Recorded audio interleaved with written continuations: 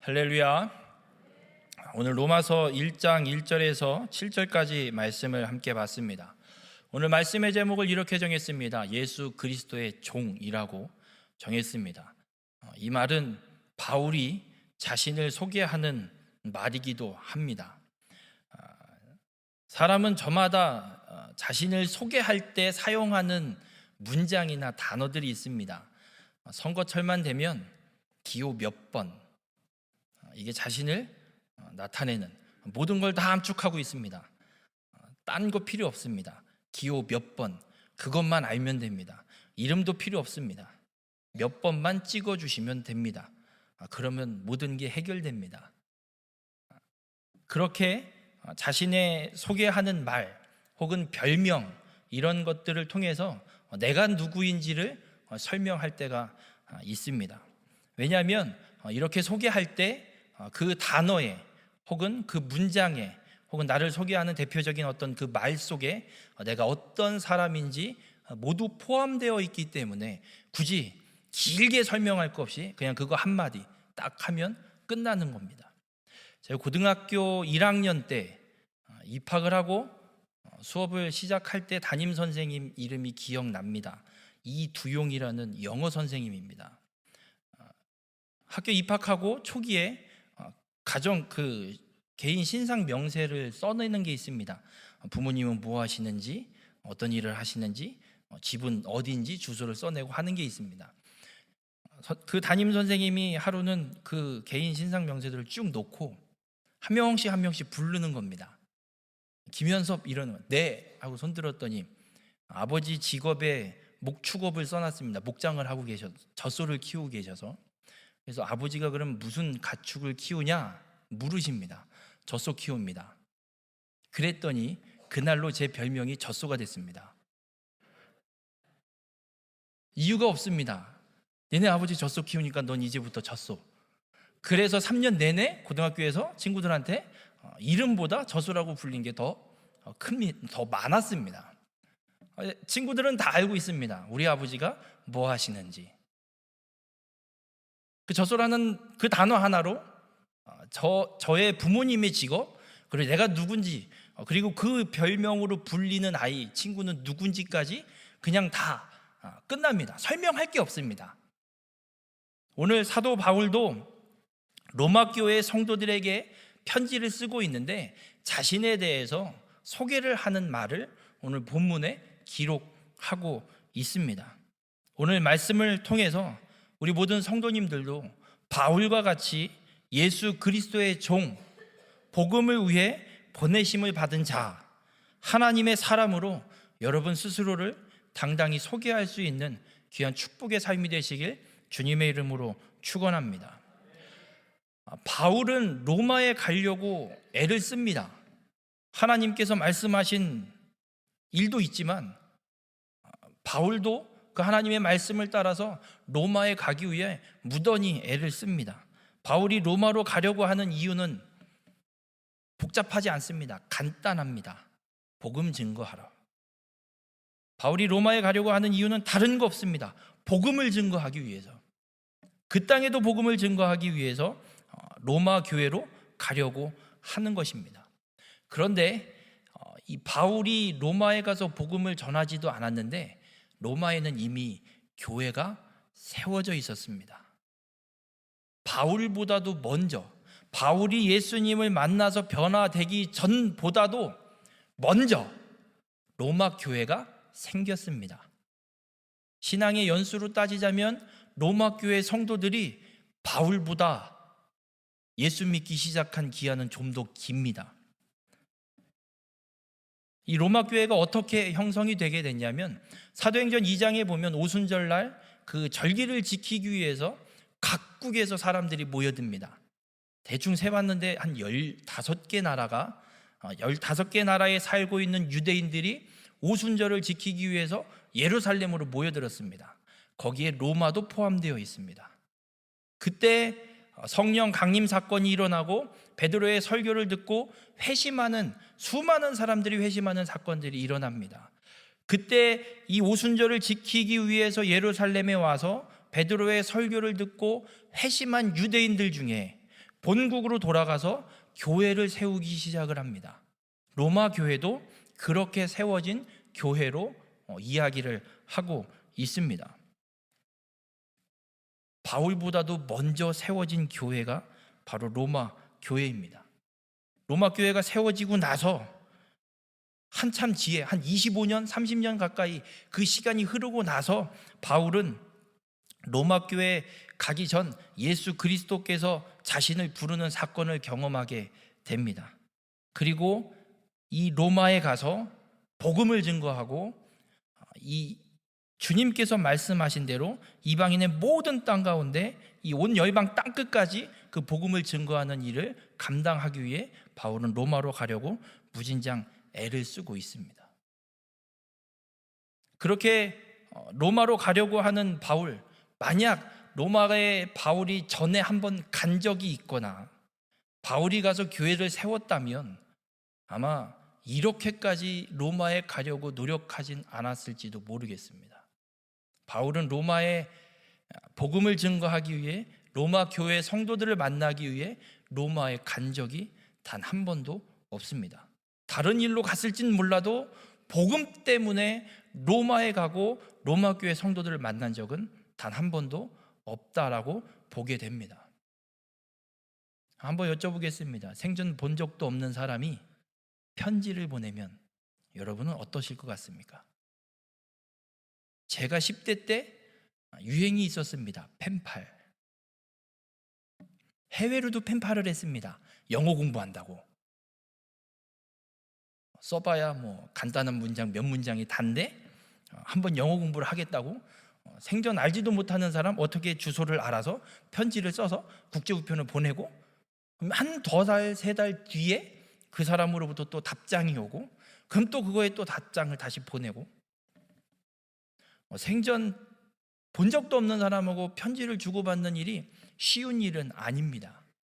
그래서 저도 기억나는 게 처음 편지를 보낼 때는 내가 누군지, 이름이 뭐고, 어디에 살고 있고, 나이가 어떻고 저에 대해서 소개하는 글로 편지를 시작했던 기억이 납니다. 사도 바울도 처음 본 적도 없는 로마 교회 교인들에게 지금 편지를 쓰고 있는데 이 편지를 쓰기 시작하는 서두에 자신이 어떤 사람인지에 대해서 누군지에 대해서 오늘 본문에 기록하고 있습니다.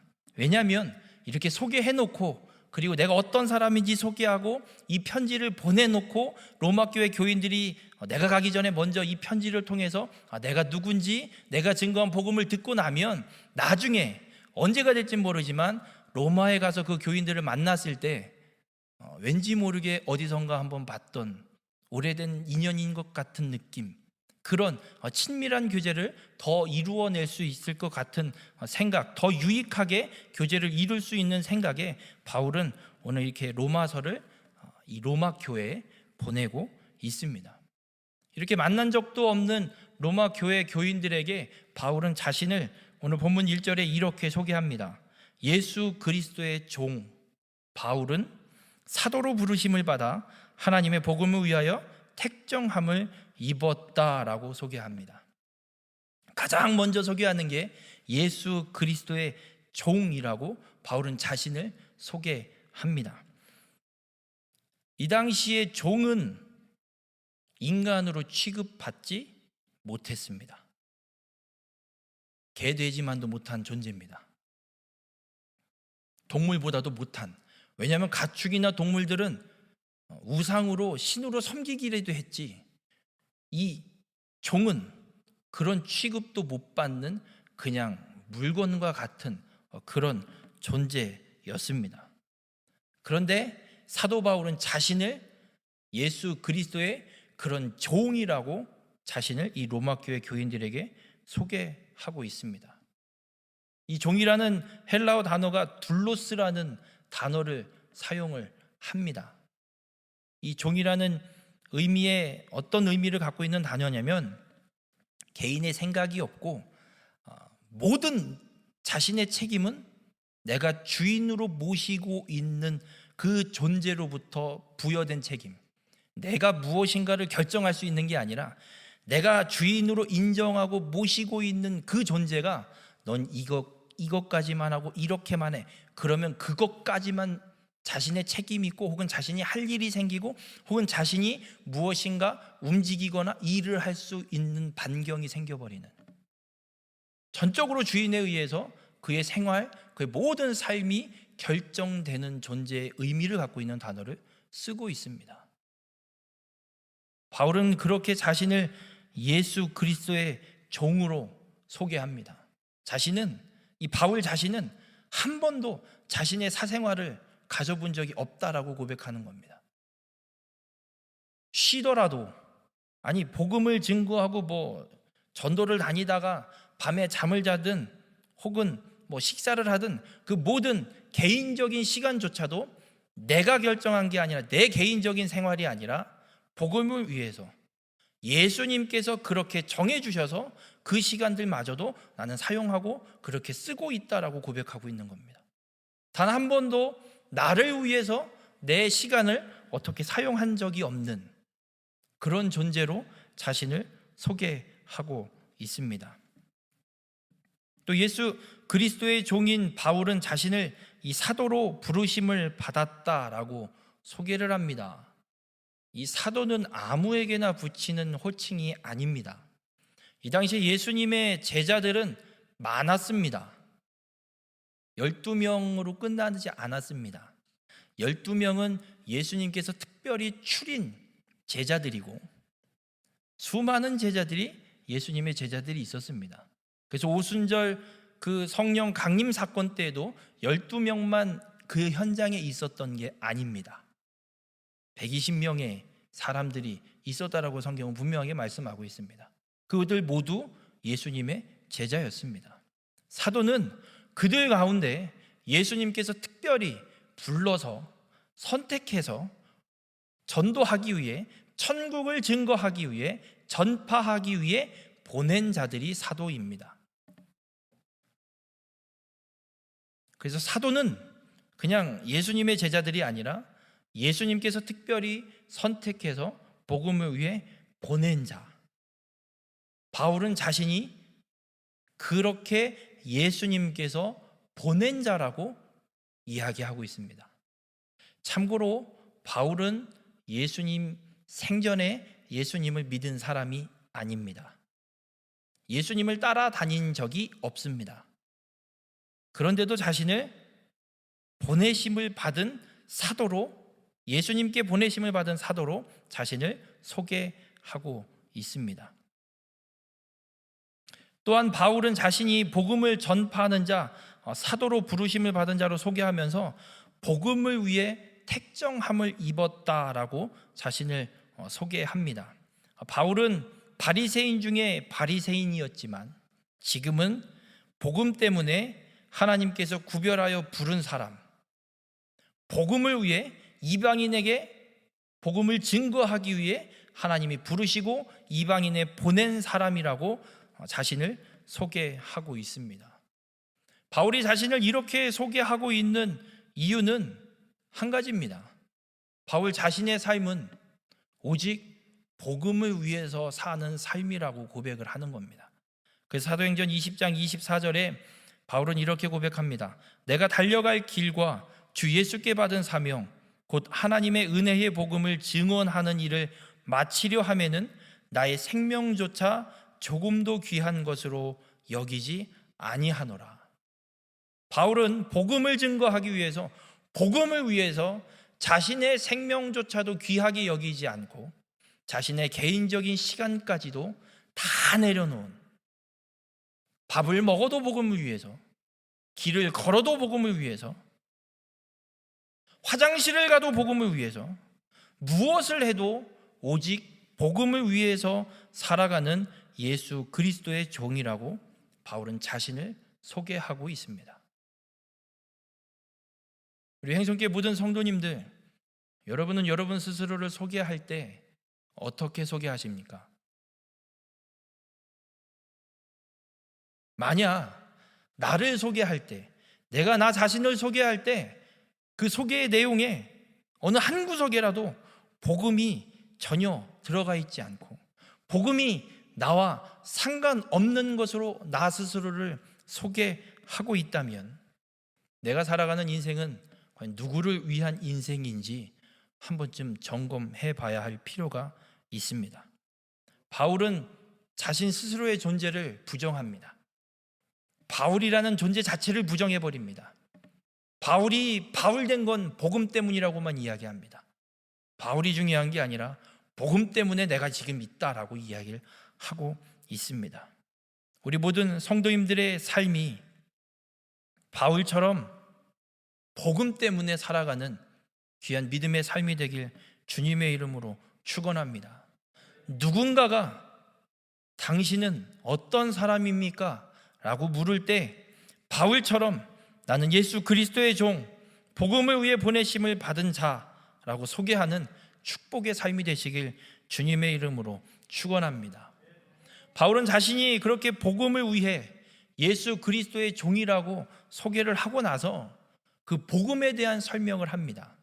왜냐하면 로마교회 교인들이 믿고 있는 복음과 바울이 믿고 있는 복음이 다르면 이건 심각한 문제가 생깁니다. 전혀 다른 부류의 사람이 돼버립니다. 그래서 이 바울은 자신이 믿고 있는 복음과 당신들이 오순절날 이 성령 강림 사건을 통해 회심하면서 믿게 된 복음과 같다라는 그 복음을 증거하고 설명하기 위해서 자신이 복음을 위해 부름받은 자인데 그 복음이 어떤 복음인지에 대해서 2절부터 4절까지 사도 바울은 설명을 하고 있습니다. 먼저 사도 바울은 복음을 이렇게 이야기합니다. 하나님께서 구약 성경에 선지자를 통해 약속하신 하나님의 아들이다라고 복음을 설명합니다. 하나님의 아들이 아니면 복음이 아닙니다. 이거는 우리도 하나님의 자녀라며요. 이거와는 다른 이야기입니다. 예수 그리스도를 믿어 하나님의 자녀가 되는 권세를 얻는 거지, 이거는 예수 그리스도, 이 복음은 전적으로 하나님과 동일한 성자 하나님을 이야기하는 겁니다. 하나님의 아들. 이 세상에 우리가 똑같은 육신을 입고 태어난 사람들 중에는 예수 그리스도 외에 단 한 사람도 성자 하나님일 수가 없습니다. 다른 누군가가 내가 그 다시 올 예수요라고 하면 가서 그냥 콱 한 대 쥐어 박으십시오. 다 사기꾼입니다. 절대 흔들리지 마십시오. 이 하나님의 아들이 어떻게 약속이 됐냐면, 이 하나님의 아들에 대해서 하나님이 그냥 어느 날 갑자기 보내야겠다 뚝 떨어뜨리신 것이 아니라 구약의 선지자들을 통해서 하나님은 하나님의 아들을 이 땅에 보내실 것을 끊임없이 약속하셨습니다. 그래서 그 약속대로 이 땅에 오시는 분만이 하나님의 아들입니다. 왜 하나님의 아들이 이 땅에 오시냐면, 인간이 죄를 지었습니다. 그 죄의 문제를 인간이 스스로 해결할 수가 없습니다. 인간이 스스로 해결할 수 있었다면 에덴 동산에서 아담과 하와는 쫓겨나지 않습니다. 그리고 하나님이 가죽옷을 지어 입힐 이유도 없습니다. 그리고 하나님이 여자의 후손으로 뱀의 머리를 상하게 할 것이다라는 약속을 하실 이유도 없습니다. 인간은 스스로 죄의 문제를 해결할 수 없기 때문에 하나님께서 이 죄의 문제를 해결할 죄 없는 자, 하나님의 아들을 이 땅에 보내실 것이다 라고 분명하게 구약의 선지자들을 통해서 약속하셨고 예언하셨습니다. 그래서 복음은 구약의 선지자들을 통해 예언된 대로 이 땅에 오시는 하나님의 아들에 관한 이야기가 복음이지, 지금 이 시대에 살아가는 어떤 사람인가에 대한 이야기가 복음은 절대 아닙니다. 하나님은 이 복음인 하나님의 아들에 대해서 수많은 곳에 이 구약 성경에서 그 하나님의 아들에 대해 예언하고 있습니다. 미가서 5장 2절에는 이 하나님의 아들이 유대 베들레헴에서 탄생할 것을 말씀하고 있고, 이사야 7장 14절에는 처녀를 통해서 출생할 것을 말씀하고 있고, 또 스가랴 9장 9절에서는 겸손하여서 나귀를 타고 오시는 왕으로 예언을 하고 있습니다. 그리고 이사야 53장 4절에서 6절은 죄를 대신 지시고 받으시는 고난에 대한 말씀들이 예언되어 있고, 창세기 3장 15절에는 사단의 권세를 멸하실 것을 말씀하고 있습니다. 그리고 창세기 49장 8절에서 10절까지는 유다 지파의 왕위를 통해서 하나님의 아들이 이 땅 가운데 오실 것을 분명하게 말씀하고 있습니다. 구약의 이 하나님의 아들에 대해서 예언하고 있는 이 구약에 예언되어 있는 이 말씀들을 모두 다 이루시고 이 땅에 태어나신 분은 예수님 한 분밖에 없습니다. 그래서 복음은 구약에서 하나님이 예언하신 하나님의 아들에 관한 이야기인데, 복음은 바로 예수 그리스도, 그 예언대로 다윗의 혈통을 타고 이 땅에 오신 예수 그리스도에 대한 이야기가 복음임을 사도 바울은 오늘 본문에서 말씀하고 있습니다. 예수 그리스도가 하나님의 아들이신 증거, 아니 모든 사람이 다 그렇게 똑같이 태어났는데, 아니 뭐 성령으로 잉태가 됐든 안 됐든 예수도 똑같이 우리와 똑같이 사람의 몸에서 태어난 사람인데, 그 사람이 하나님의 아들인 걸 어떻게 증명할 수 있습니까? 무슨 증거로 그가 하나님의 아들이라고 합니까? 아니 구약에 예언된, 아니 그거 나중에 누구든 조작해서 써놓을 수 있는 건 아닙니까? 라고 반론을 제기할까 봐 사도 바울이 한마디를 덧붙입니다. 예수 그리스도가 하나님의 아들이신 증거는 죽은 자들 가운데서 부활하신 것이 하나님의 아들의 증거가 됨을 분명하게 선포하고 있습니다. 예수님이 스스로 하나님의 아들이라고 선포하고 인정한 것이 아닙니다. 예수님께서 재판받으실 때 계속 묻습니다. 네가 하나님의 아들 맞냐? 네가 하나님의 아들 맞냐? 예수님은 스스로 내가 하나님의 아들이라고는 대답하지 않으십니다. 네가 말했다, 네 말이 옳다, 이렇게 대답하셨지 내가 하나님의 아들이다 라고 딱 잘라 대답하시지 않으십니다. 여러분, 예수 그리스도께서 왜 하나님의 아들이시냐면 하나님이 인정하셨기 때문에 그렇습니다. 하나님이 이 땅에 태어난 사람들 중에 그 누구도 하나님의 아들로 인정하지 않습니다. 예수님 한 분밖에 하나님이 인정하지 않으십니다. 그게 증거입니다. 아니 어떻게 그렇게 이야기하면 서로 짜고 치는 고스톱 아닙니까? 너무하시는 거 아니에요? 라고 반론할지 모르겠습니다. 예수님께서 십자가에 죽으실 때 이렇게 고백합니다. 누가복음 23장 46절에 아버지 내 영혼을 아버지 손에 부탁하나이다 하고 죽으신다라고 성경은 누가복음에 기록하고 있습니다. 사도행전 2장 24절에서는 또 이렇게 기록합니다. 하나님께서 그를 사망의 고통에서 풀어 살리셨으니 기록하고 있습니다. 만약 예수님께서 하나님의 아들이 아니시다 하면 십자가에 죽은 걸로 끝나야 됩니다. 그 뒤에 이야기가 있으면 안 됩니다. 그러면 예수님이 하나님의 아들이 아닙니다. 그러나 성경은 분명하게 우리에게 말씀하고 있습니다. 예수님이 십자가에 분명히 죽으셨고 하나님께서 그 죽은 하나님의 아들이신 예수 그리스도를 살려내셨습니다.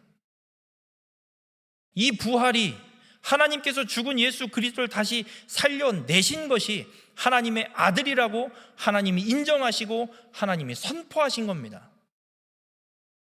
하나님이 인정하시고 하나님이 선포하셨기 때문에 거기에 대해서 더 이상 반론을 제기할 이유도 없고 제기할 건덕지기도 없습니다. 사도 바울은 그 복음이신 예수 그리스도 그분만이 하나님의 아들 되심을 분명하게 선언하고 있고 그 복음을 위해 자신이 부름받은 예수 그리스도의 종이다라고 지금 설명하고 자신을 소개하고 있습니다. 우리 행성교회 모든 성도님들, 복음은 오직 예수 그리스도 한 분밖에 없습니다. 사도행전 4장 12절에 분명하게 말씀합니다. 다른 이로서는 구원을 받을 수 없나니 천하 사람 중에 구원받을 만한 다른 이름을 우리에게 주신 일이 없음이라 말씀하고 있습니다. 이제 따질 것도 없고 고민할 것도 없습니다. 우리가 살아가는 시대에 우리와 동일한 몸을 갖고 있는 이 땅에 태어난 사람은 그 어디에도 하나님의 아들 예수는 없습니다. 이미 2000년 전에 이 땅에 오셔서 십자가의 사건을 다 감당하시고 부활하셨습니다. 더 이상 우리의 죄를 대신 지시고 십자가의 희생제물로 죽을 예수는, 그 하나님의 아들은 더 이상 없습니다. 고민하지 마시고 현혹 당하지 마시기 바랍니다. 오직 성경에 기록되어 있는 이 예수 그리스도만이 우리의 구원을 이루시는 복음임을 확고히 믿고 살아가는 귀한 축복의 삶이 되시길 주님의 이름으로 축원합니다. 바울은 이 복음, 자신을 부르신 복음에 대해서 로마 교회 교인들이 믿고 있는 복음과 동일한 이 예수 그리스도임을 설명을 합니다. 그렇게 설명하고 나서 자신이 사도의 직분을 받은 것은 전적인 은혜라고 고백하고 있습니다. 바울은 원래 예수 믿는 사람을 잡아 죽이던 사람입니다. 그래서 사울이라는 이름으로 살았던 사람입니다. 사도행전 7장에 스데반 집사가 마지막 설교를, 복음을 증거하고 죽임당하는, 순교당하는 사건이 있습니다. 그때 사울이 그 현장에 있었습니다. 그리고 스데반 집사가 죽는 것을 마땅하다고 생각한 사람입니다. 스데반 집, 예수 믿는 것들이 죽는 거 당연하지 라고 생각했던 사람이 사울입니다. 그래서 그걸로 끝나지 않고, 야, 이거 이대로 두면 안 되겠다, 저 예수 믿는 것들은 다 잡아다가 감옥에 쳐넣든지 없애버리든지 해야지, 저 불순분자들을 다 없애버려야지 하고 다메섹으로 공문을 받아서 그 예수 믿는 사람을 잡아 죽이러 다메섹으로 길을 떠납니다. 그 길을 가던 중에 부활하신 예수님을 이 바울이 만나게 됩니다. 그래서 바울은 이렇게 고백합니다. 내가 사도로 부름받은 것 전적으로 하나님의 은혜이다 라고 고백합니다. 그리고 예수 그리스도께서, 그 복음이신 예수님께서 자신을 부르시고, 그리고 왜 부르셨는지에 대해서 사도행전 9장 15절에 아나니아를 통해서 예수님이 말씀하십니다. 이 사람은 내 이름을 이방인과 임금들과 이스라엘 자손에게 전하기 위하여 택한 나의 그릇이라. 예수님이 분명하게 아나니아에게 이 사울을, 바울을 부르시는 이유를 분명하게 말씀하고 있습니다. 바울이 자신이 사도로 부르심 받은 게 전적인 은혜라고 고백할 수밖에 없는 이유는 자신은 예수 믿는 사람 잡아 죽이던 사람입니다. 절대 예수 안 믿던 사람, 아니 예수라는 존재 자체가 사라져야 된다라고 생각했던 사람입니다. 그런 자신을 예수님께서 이방인의 사도로 부르셔서 자신을 사도로 삼아주셨기 때문에 자기가 무엇을 해서 사도로 부름받은 게 아니라 전적으로 하나님의 뜻에, 예수 그리스도의 뜻에 따라서 자신이 사도로 부름받은 것이기 때문에 자신이 사도가 된 건 전적인 하나님의 은혜다라고 고백하고 있는 겁니다. 그래서 바울은 자신을 이방인의 사도로 이 로마 교회에 소개하고 있습니다. 이렇게 자신을 소개한 바울은 자신만 하나님의 은혜로 부름받은 사도라 한정짓지 않습니다. 로마 교회 교인들을 향해서도 동일한 선언을 합니다. 본문 6절에 너희도 그들 중에서 예수 그리스도의 것으로 부르심을 받은 자니라 선언합니다. 로마 교회 성도들이 로마에서 하나님의 사랑하심을 받고 성도로 부르심을 받은 자들이라고 로마 교회 교인들을 바울이 소개하는 겁니다. 내 이 편지를 받는 당신들도 나와 동일하게 하나님의 사랑을 받은 자로, 거룩히 구별된 자로, 복음을 위해 부름 받은 자라고 분명하게 선언하고 있습니다. 바울의 이 선언은 단순히 로마 교회 교인들에게만 국한되지 않습니다. 지금 우리에게도 동일하게 선언되는 말씀임을 믿으시기 바랍니다. 이 시대에 예수 그리스도를 믿어 구원받은, 하나님의 사랑하심을 받은 성도인 우리에게도 동일하게 말씀하시고 있습니다. 예수 그리스도를 믿어 구원받은 우리도 복음을 위해 부르심을 받은 예수 그리스도의 종임을 믿으시기 바랍니다. 이 말이 얼마나 무서운 줄 아십니까? 종은 내 시간이 없습니다. 종은 내 생각이 없습니다. 종은 내 뜻대로 행하지 않습니다. 전적으로 주인의 뜻. 나는 예수 그리스도의 종입니다라는 그 고백은 나의 삶은, 나의 인생은 내 뜻대로가 아니라 이제 주님의 뜻대로, 나의 주인 되시는 복음이신 예수 그리스도의 뜻대로 살아가겠습니다라고 결단하고 고백하는 겁니다. 우리 모든 성도님들, 주님의 이 부르심에 아멘으로 응답하는 믿음의 삶이 되시길 주님의 이름으로 축원합니다. 그러면 여러분이 살아가는 삶의 터전은 내가 먹고 살기 위해서 주어진 터전이 아닙니다. 복음을 위해 주어진 터전입니다. 이방인의 사도로 부름받은 사도 바울처럼 여러분의 터전에 사도로 부름받은 예수 그리스도의 종 되심을 믿으시기 바랍니다. 여러분의 생업, 여러분의 삶의 터전, 여러분의 지역, 그곳에서 복음을 증거하라고, 천국을 전파하라고 우리에게 허락하신 생업이고 삶의 터전이고 지역임을 잊지 마시기 바랍니다. 이제 우리에게도 동일하게 하나님은 말씀하십니다. 사도 바울이 자신을 고백하고 있는 것처럼 우리도 하나님의 은혜로 예수 그리스도의 종으로 부름받은 자임을 믿음으로 고백하는 우리 모든 성도님들 되시길 바랍니다. 그래서 여러분들이 누군가, 당신은 누구냐라는 물음이 들려질 때 나는 어떤 사람입니다가 아니라 바울이 고백하고 바울이 자신을 소개하는 것처럼 나는 예수 그리스도의 종, 복음을 위하여 택정함을 입은, 보내심을 받은 예수님의 것입니다 라고 소개하는 귀한 믿음의 삶이 되시길 주님의 이름으로 축원합니다. 기도하시겠습니다. 사랑의 주님, 오늘 바울의 소개를 통해 내가 어떤 사람이어야 하는지, 어떤 존재로 살아가야 하는지 깨닫게 하시니 감사를 드립니다. 우리가 이 땅 가운데 예수 그리스도를 믿어 구원받은 자로 살아갈 수 있는 것, 전적인 하나님의 은혜임을 이 시간 고백합니다. 바울이 고백하고 자신을 소개하고 있는 것처럼 이제 우리들도 그 복음 때문에, 그 예수 그리스도 때문에 복음을 위해 택정함을 입어 부르심을 받고 그 복음을 증거하기 위해 보냄을 받은 예수 그리스도의 종으로 그 삶을 끝까지 살아낼 수 있도록 주님 우리 가운데 함께하여 주시옵소서.